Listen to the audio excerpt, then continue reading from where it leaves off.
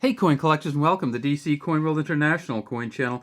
And today we're looking at the 1957 Lincoln penny from the United States of America.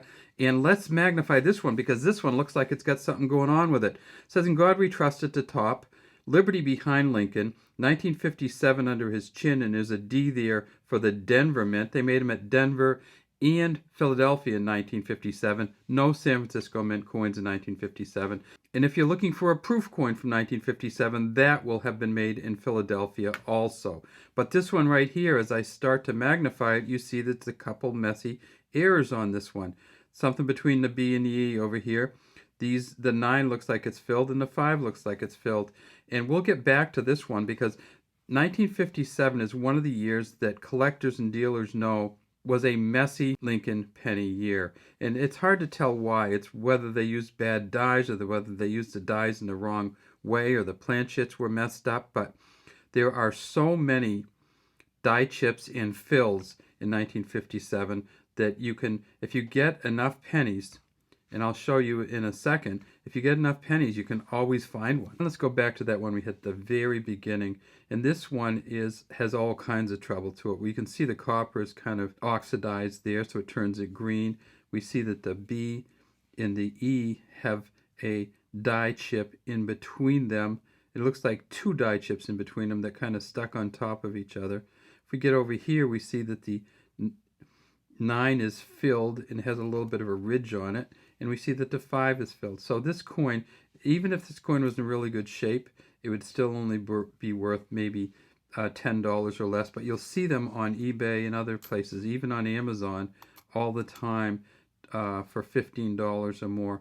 And what I would say is, if you really want to get one, go ahead and get one, but the fact is that you can probably look through a couple penny rolls from 1957 and find these in them without much trouble. All right, so this is 1957. We see, if we tip it up a little bit here, we can almost see the initials. These are kind of worn. There's a V, a D, and a B right down in there. And that's one of the ways you look at quality on these. If you can see the V, the D, and the B, it's a better quality coin than this one, certainly. We tip it up on its edge, and we see that this is a brass coin. And it actually gets a little thinner and wider. It kind of got smushed a little bit.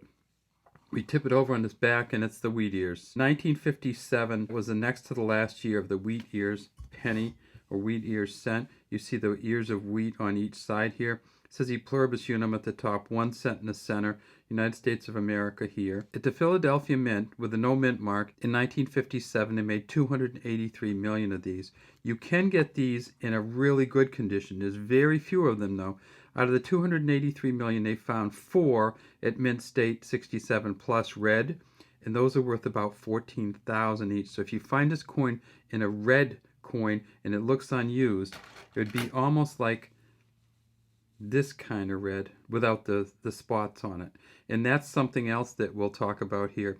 If you get these carbon spottings on these pennies, they call it carbon spottings. If you get this on the pennies, it really reduces the value, but still take a look at them, because if you can see all the details, sometimes these pennies still can be valuable.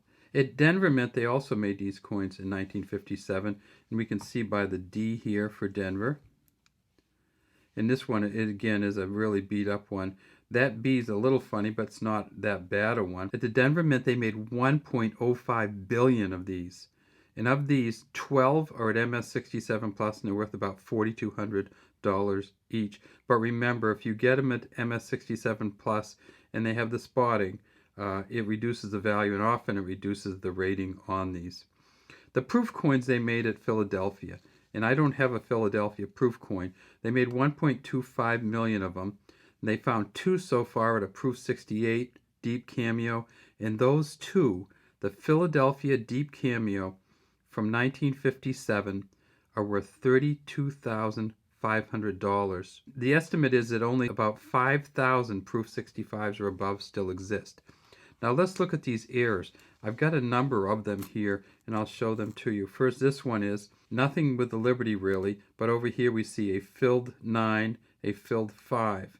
That on a Denver Mint coin. If we look at this one, we see the 1957 looks okay, but over there we have what they call a filled B.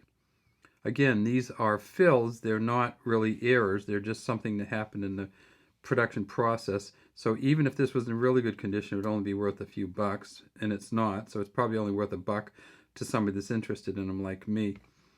This is another filled bee here. This is in better condition, but nothing really going on except the bee is filled.